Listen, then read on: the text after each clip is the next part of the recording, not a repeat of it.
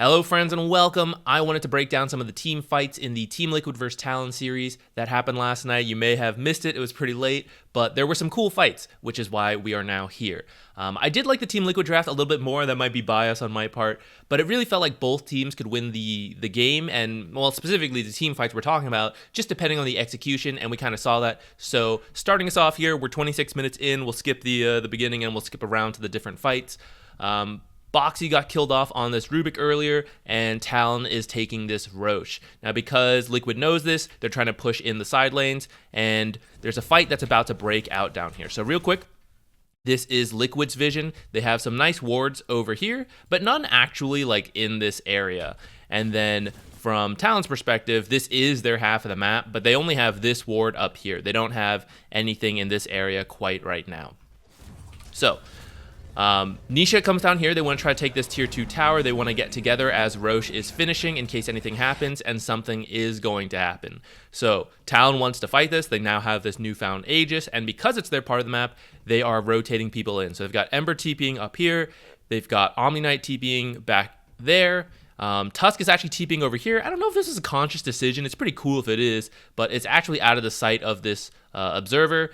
So I don't know if they knew that was there from earlier, but pretty cool. He is going to get in here unnoticed, at least for now. So from Liquid's perspective, they actually don't see this until Insania scouts this teleport and he goes, whoa, something's happening here. Nisha, now using Firefly, getting close to this tree line so we can see this area. Now they know that people are coming in. The issue with this for Talon is that I don't know if they were fully planning to fight this, even though they have like 3 rotations, because Faceless Void wasn't TPing, and Death Prophet doesn't have a TP either, so she just has to walk in. So I'm not sure if they didn't expect so many heroes down here, if they were just trying to find a pickoff. They thought maybe just Drow was here, maybe not the full team. But they come in, and we start with Doom actually getting a stomp off on Ember Spirit here, so they're starting to do some damage here. Treant trying to get in position. He knows Omni Knight is here. They know this BKB is going to go off. They aren't using Doom. They aren't using Lasso. I think they were hoping to get this Overgrowth off here, or well, I don't know. Maybe he just wasn't in range yet for the Lasso. I mean, he's not in range for the Lasso. Maybe he didn't want to use Doom quite yet. He wants to save it in case the Faceless Void comes in, who is now TPing into the back here to avoid the extra long TP time from this tower. Insania is in position and he's starting to use Overgrowth, but Mikoto actually dodged it with Sleight of Fist, which is unfortunate for Insania, but this would have killed him. There is nothing to save him. This Heavenly Grace is not in range, and he's rooted himself as well, so if he Heavenly Graces himself, then he doesn't have it for Mikoto, and if you wait for the full duration to end, I mean, you're both affected by it, so by the time it ends on Omni Knight, it's going to end on Ember. So it's unfortunate, but because of this, Ember's actually going to live and get to do more this fight. We'll see him come back in a little bit. In the meantime, Liquid is going to pick off this Omni Knight, and now we have the Faceless Void coming in. Benefit, and possibly the plan of not using Doom, is that you now have it for this Faceless Void. Tusk, who actually TP'd in here and then walked through here through vision actually, blinks to this Doom, and I don't know what happened, doesn't ult right away, so Zai's actually able to get the Doom off on Faceless Void, and because of that, they're actually going to kill Faceless Void immediately, but he's got the Aegis, so he's going to come back. Snowball save doesn't come out quite in time to save Faceless Void. Death Prophet running in, she is pretty fast, but she's now arriving at this fight as this Aegis is about to come back. At this point, I think Liquid would love to get out, but it's difficult. Boxy's TP'd and trying to run in as quickly as he can, but they're kind of in here, and I think it's difficult to get out, even though they're kind of starting this fight 5v4, but because the Team Talon has to rotate in, they're not here at the full force of all 5 heroes, plus they don't have Exorcism. I think that's why Liquid was willing to fight this, even though they're into Aegis, is because they kind of knew, like, we have 4 heroes here. Now they have 5 heroes kind of trickling in. So as this Aegis respawns, they're going to ult him with the Batrider, but Mickey does not quite have the damage to solo kill him. Now it might look silly that he BKB'd first. Oh, why is he BKBing when Lasso's just going to pierce it and disable him? Well, because Zai's actually ready to blink and stomp from the back. Nothing has canceled his blink here, and if he did not have this BKB going, he would be stunned right here, But because he did get his BKB off, it does feel like, oh, he's wasting some duration, but it means he can't be chain stunned as this lasso ends, and so the damage is just not quite enough, and he's going to time walk all that damage off, get right on top of Drow. This may, I don't know, this may not have saved his life or not. Mickey actually uses Shadow Blade first, but then immediately Hurricane Pikes and kind of breaks his Shadow Blade. I think there is a fade delay. I never really get to build Shadow Blade as a support player, so I can't remember if this is still true. I think there's a very brief fade time. That might just be Glimmer, that you can Shadow Blade and then like do something. So maybe he was hoping to like do both, go invis as fast as possible while getting away. But if he actually swaps that order, he'd be here and invis. They can still see him though. They kind of know where he is, and Chrono does reveal invis units. So I don't know if it would really save his life, but 23 actually like jumps to the side. I don't know what exactly that was about. I don't know if he thought like Mickey would Hurricane Pike here and like try to Shadow Blade this way. But because he's not invis right now, because of the swap in order, they know exactly where he is. So now this Chronosphere is going to I don't know what that like awkward pause was, but it doesn't matter. They catch him in the end here. So now they don't really have a save for him. He's alone in this Chronosphere. They're going to try to do stuff like try to stomp some of these other people because they can't really get to that Faceless Void. Boxy's now here, steals Chrono, tries to use it on the back two heroes, but accidentally catches his Bat Rider, and then he's going to have to try to throw this Faceless Void away because Faceless Void is not affected by stolen Chronos. So Nisha is going to start retreating with his BKB, but the rest of the heroes are going to get caught out. So here we see that Talon was able to win this fight in the end, kind of with the benefit of that Aegis and just how things played out. If a couple different things happened there, like the Overgrowth does hit that Ember, right? We saw Ember got to do work throughout the rest of this fight. If he had died right off the bat because of that Overgrowth hit, then maybe they do win this fight on Team Liquid. But it was a very close fight, and this is one that Talon wins just on like the execution of what things happen. Jumping ahead a few minutes, this is Team Liquid's vision, and Nisha TP'd up here. I think they wanted to get a kill on this Death Prophet. They see this Ember mid, and he doesn't have a Remnant down. So Insania starts to come up as well. He gets freaked out actually because Jabs actually blinks in on Death Prophet, so maybe they think they have vision here. So he's playing it safe for now, blinks back. Now at this point, I think they realize like, okay, wait, we see like this Faceless, we see this Ember here, we see two heroes up here, like let's actually bring all our heroes up here and try to take like a good fight here. So now we have mass rotations from Team Liquid. Talon does not have vision in this area or down here, so they don't know this is coming. They have vision here in the middle, but unfortunately that's not where they need vision right now. So they're gonna start going on this Death Prophet. Now, usually what you try to do, we have a self-doom from Doom because there is a Lotus Orb in this game, so he doesn't want to like blink in, try to cast Doom, but she gets to react and Lotus, and now he's doomed as well. So he's going to Doom himself, blink in, and the combo you usually want to do is Infernal Blade, because if you try to blink Stomp, they might be running and they get out of your Stomp just by chance. They don't even know you're coming in, but Stomp has a cast time. So you blink, auto attack, mini stun, and in that mini stun you can then Stomp. And then because Infernal Blade has such a low cooldown at 4 seconds at max level, by the time the Stomp stun ends, you can then Infernal Blade hit again. However, she actually has a Halberd. So this very first hit misses from Zai, realizes what's happened, now tries to War Stomp, and the War Stomp ends up missing because of this. In hindsight, yeah, probably should have like blink stun, but obviously that's a lot harder to like keep in mind, like, oh, I might miss on a Halberd, you know, like it's very unfortunate.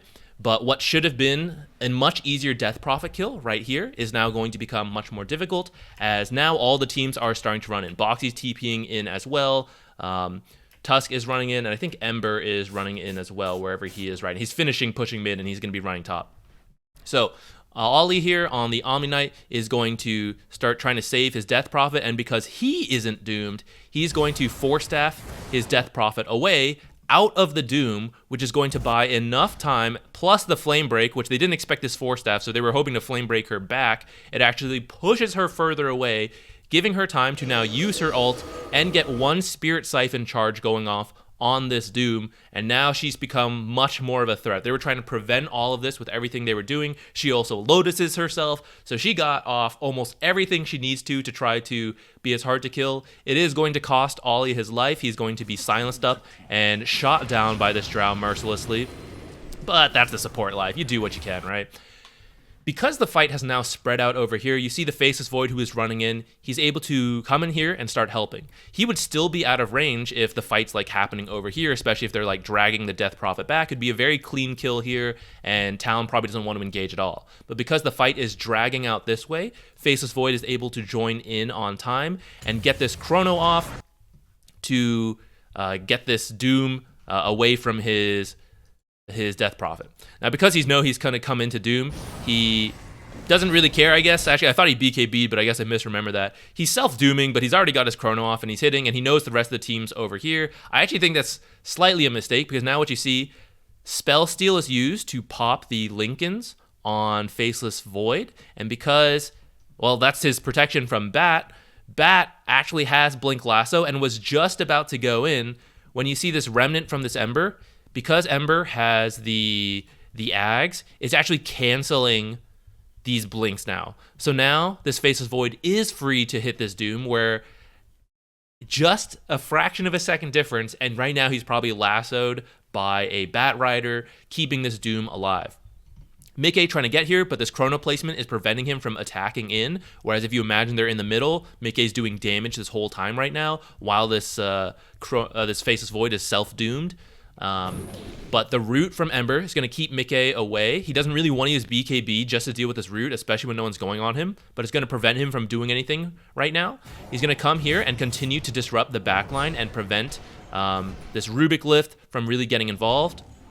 Now they're going to lift and lasso here, but Insania from that route, or sorry, Mickey from that route isn't in position yet, so he's still running back here to actually do damage.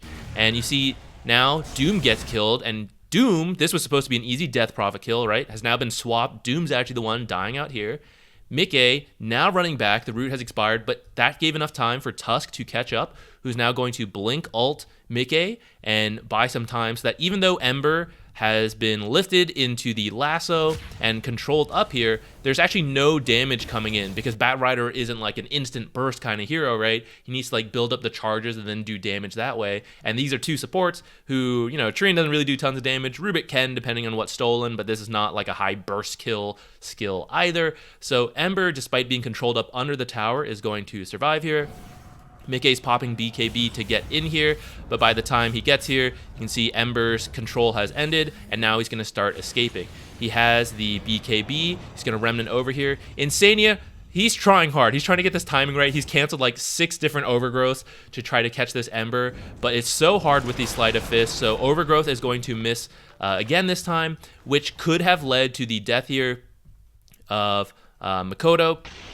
So Drow then gets disarmed. So even if Drow was actually hitting Death Prophet in this time, maybe would have turned and tried to hit Ember, but gets disarmed from this Death Prophet. So now he's just going to try to spend this time repositioning, get away from these heroes, get his ult going. Faceless Void going to jump in, doesn't have Chrono though. Rubik kind of missed it, sorry, so much going on. Rubik tried to steal Silence now from the Death Prophet when she blinked in. If you can think about it, like so much mobility is going on, a long Silence would be massive in these fights, probably the biggest thing he can steal now, especially because Omni Knight's dead, otherwise those saving spells are pretty good. But doesn't quite get it, gets Spirit Siphon again, and he's caught in the middle of the fight, so he's going to die. But the Silence would have been huge. Insani's passive has been canceled by so much random damage. Now Mickey, now that he has, the disarm has faded and he's repositioned, you can see he's got the damage, deletes that Death Prophet. Boxy gonna be finished off, the multi-shots coming in, BKB from the Faceless, but now they want to try to get the Drow, so they're coming in. They know Drow doesn't have any of her protective spells anymore. Silence on the Ember, pushing him back. Has the Flame Guard though, so this damage from Nisha right now, not doing anything. Leech Seed breaks Lincoln's, but unfortunately, you would actually love the heal to be going right now to help protect Drow.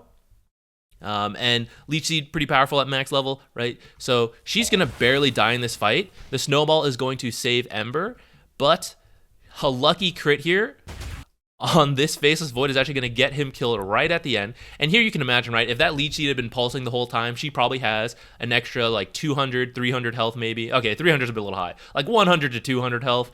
So this Ember's Flame Guard, which is going the whole time, he should have died over here, hopefully.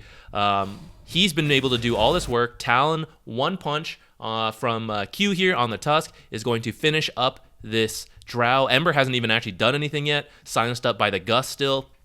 So you can imagine if that leech seed had been going, Mickey might have survived here.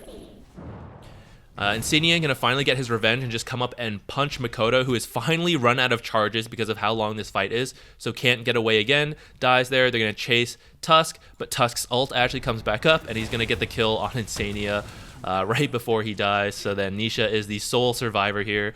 This fight went so long, Omni Knight has now respawned in base and is going to get to go do stuff. So now let's take a look at another fight. This is Talon's vision, and they're going to spot Insania with this cliff ward over here. And then Insania just placed a ward, so now they have some vision of what's going on here. They think Ember doesn't know they're there, so they're thinking maybe we can grab him. Doom just got picked off earlier, by the way. So now they realize, uh-oh, we know what's happening. Tries to ult, but is actually canceled by Searing Chains. Does get a punch off, and now the lift and a silence into the Hex reveal from the Batrider. He's been working on this. Hex into Lasso is going to pull this Ember back into his death. But Faceless Void now here, going to ult, get a nice ult on Batrider and Drow, but she actually managed to get a Gust off right before, so he's wasting a little bit of time, pushed back, not hitting right now. Omni using Eye of the Vizier.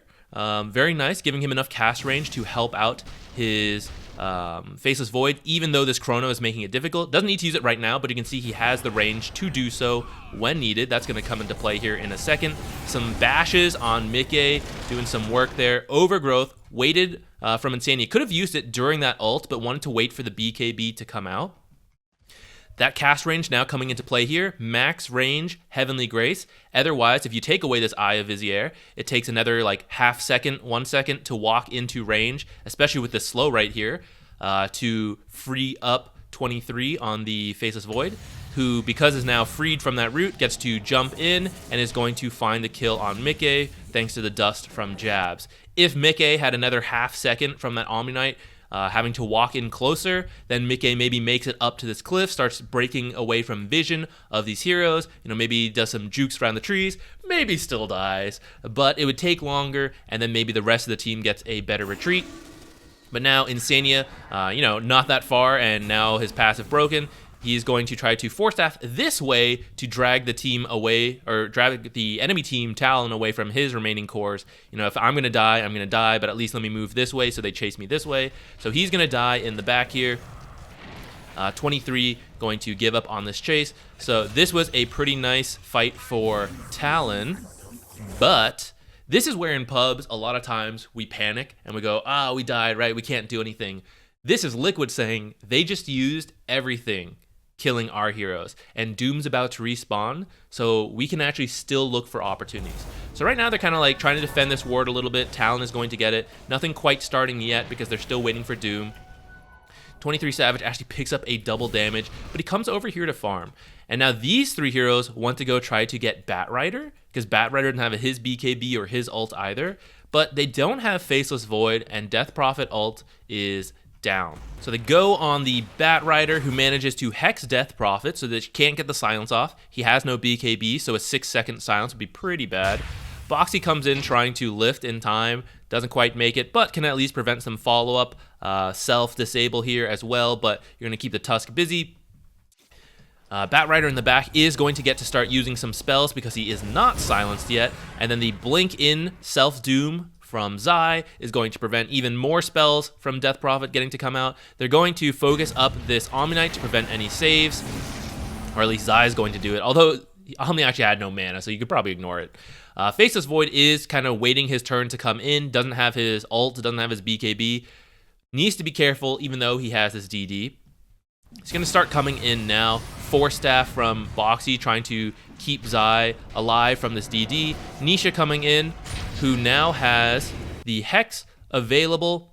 Boxy actually tries to kick the Faceless Void to break the Lincolns. to use the Hex.